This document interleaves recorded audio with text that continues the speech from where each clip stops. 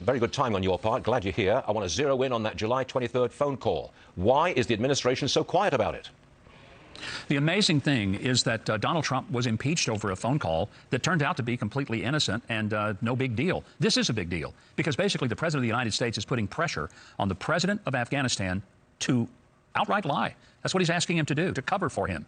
And that is just an extraordinary breach of trust, not only of that president, but more importantly, of the American people. And what we've seen is a complete collapse of confidence. You mentioned the poll of 32% of Democrats want him to go. ABC News did a poll earlier this week. 84% of the American people believe that we should not leave Americans stranded, which leads me to wonder, who are the people who think we should leave Americans stranded?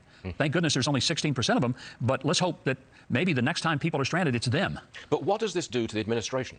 If the leaks keep coming and the questions keep being asked and the White House is really under siege, can it get anything done? Can it relate to the rest of the world in an atmosphere like that? Or is the administration paralyzed?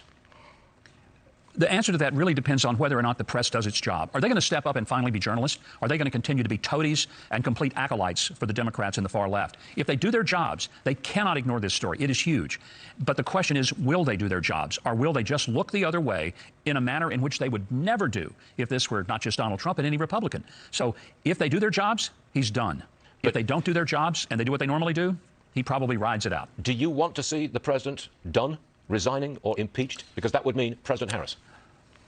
I don't want it for the country because it's not a good thing for us. I don't like that. But I also don't like when a person has lied to us and left Americans stranded and has shown little empathy whatsoever. So there's no good solution here. You know, Kamala Harris is no solution.